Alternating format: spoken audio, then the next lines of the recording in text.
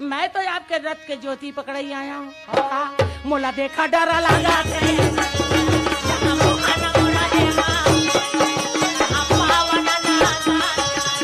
ताजन by, Pandavani की वह अमर आवाज जो अब इतिहास बन गई, भावभीनी श्रद्धांजलि। आज का दिन भारतीय लोक कला, छत्तीसगढ़ और पूरे देश के लिए बेहद दुखद है। पंडवानी की विश्व विख्यात लोक गायिका पद्म विभूषण डॉक्टर तीजन बाई अब हमारे बीच नहीं रही।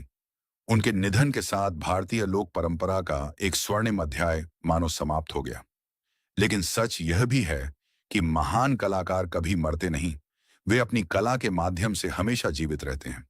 दोस्तों, बहुत कम लोग जानते हैं कि पंडवानी का अर्थ है पांडवों की वाणी। यह केवल महाभारत की कथा सुनाने की कला नहीं, बल्कि अभिनय, गायन, संवाद और भावों का अद्भुत संगम है। और यदि इस कला का नाम आज दुनिया भर में सम्मान से लिया जाता है, तो उसके पीछे सबसे बड़ा नाम है डॉक्टर तीजन बाई।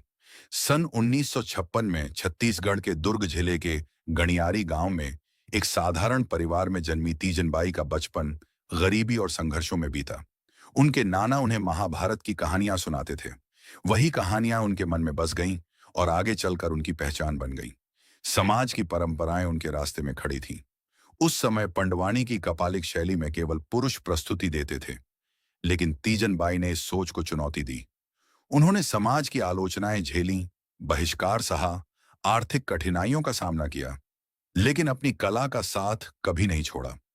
महज 13 वर्ष की उम्र में उन्होंने पहला सार्वजनिक कार्यक्रम किया। उनके हाथ में एक साधारण तंबूरा होता था, लेकिन मंच पर वही तंबूरा कभी भीम की गदा बन जाता, कभी अर्जुन का गांडीव और कभी द्रौपदी के अपमान का प्रतीक। उनकी आवाज में ऐसा जादू था कि दर्शक स्वयं को महाभारत के युद्ध क्षेत्र में खड़ा महसूस करते थे। धीरे धीरे उनकी प्रतिभा की चर्चा पूरे देश में फैल गई। प्रसिद्ध रंगकर्मी हबीब तनवीर ने उनकी कला को पहचाना और उन्हें बड़े मंचों तक पहुंचने का अवसर मिला। इसके बाद उन्होंने कभी पीछे मुड़कर नहीं देखा। छत्तीसगढ़ के एक छोटे से गांव से निकलकर तीजन बाई ने England, France, Japan, Germany, America और दुनिया के अनेक देशों में पंडवानी का परचम लहराया। उन्होंने दुनिया को बताया कि भारत की लोक कलाएं केवल गांवों तक सीमित नहीं हैं, बल्कि विश्व मंच पर सम्मान पाने की क्षमता रखती हैं। उनकी कला और योगदान के लिए उन्हें पद्मश्री, पद्म भूषण और फिर पद्म विभूषण जैसे देश के सर्वोच्च नागरिक सम्मानों से सम्मानित किया गया। संगीत नाटक अकादमी पुरस्कार सहित अनेक राष्ट्रीय और अंतर्राष्ट्रीय पुरस्कार उनके नाम रहे। लेकिन उनके लिए सबसे बड़ा सम्मान हमेशा दर्शकों का प्रेम था।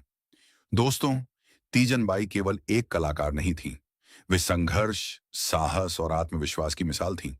उन्होंने साबित किया कि यदि प्रतिभा और मेहनत सच्ची हो, तो गरीबी, सामाजिक बंधन और कठिन परिस्थितियां भी किसी को महान बनने से नहीं रोक सकती। आज जब वे हमारे बीच नहीं हैं, तब उनकी आवाज, उनकी शैली और उनकी प्रस्तुतियां आने वाली पीढ़ियों के लिए प्रेरणा बनी रहेंगी। पंडवानी का नाम लिया जाएगा तो तीजन बाई का नाम सबसे पहले याद किया जाएगा। आज पूरा देश उन्हें नम आंखों से विदाई दे रहा है। छत्तीसगढ़ की मिट्टी अपनी महान बेटी को अंतिम प्रणाम कर रही है। ये केवल एक कलाकार की विदाई नहीं, बल्कि भारतीय लोक संस्कृति के एक युग का अंत है। डॉक्टर तीजन बाई जी, आपने महाभारत की कथाओं को अपनी आवाज से अमर बनाया। अब आपकी अपनी जीवन गाथा भी आने वाली पीढ़ियों के लिए प्रेरणा बन चुकी है। यदि आपको यह वीडियो पसंद आए, तो इसे अधिक से अधिक लोगों तक पहुंचाइए, ताकि नई पीढ़ी तीजन बाई जैसी महान लोक कलाकार के जीवन और योगदान को जान सके।